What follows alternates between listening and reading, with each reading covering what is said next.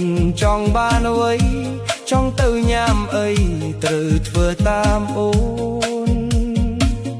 ថ្ងៃនេះជីវ៉ាអូនប្រាប់បងថាអូនចង់ញ៉ាំទុរេនឲ្យបងជូនទៅព្រោះតែឥឡូវអូនឃ្លានហើយស្ងួនទុរេនឆ្ងាញ់ណាស់ឈ្ងុយអែមមិតខ្ចោះដោយបងនឹងអូន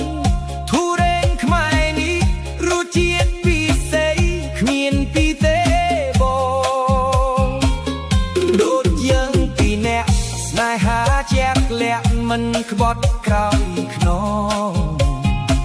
ទុរេនស្អិតត្រីមួតក្លិនឈ្ងុយចប់ចិត្តខ្លាំងណាស់នួនល្អ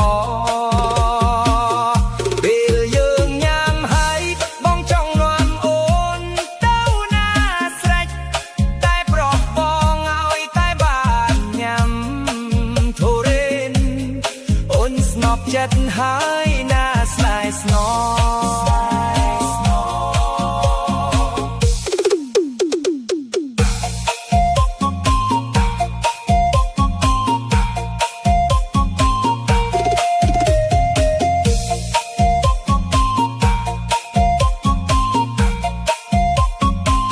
អូនប្រាប់បងថា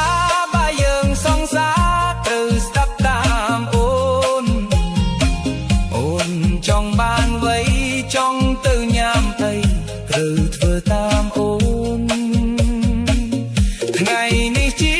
វ៉ាអូនប្រាប់បងថាអូនចង់ញ៉ាំទុរេនឲ្យបងជូនទៅព្រោះតែឥឡូវអូនឃ្លានហើយស្ងួនទុរេនឆ្ងាញ់ណាស់ឈ្ងុយអែមមិតខ្ចោះដូចបងនឹង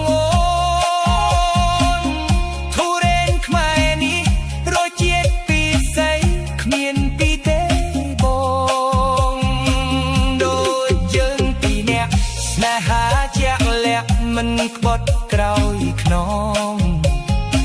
ទុរេនស្អិតត្រីមួតក្លិនឈ្ងុយចប់ចិត្តខ្លាំងណាស់នួនល្អពេលយើងញ៉ាំហើយបងចង់ងាំងអូនទៅណាស្រេចតែប្រុសបងឲ្យតែបានញ៉ាំទុរេនអូនស្ងប់ចិត្តហើយ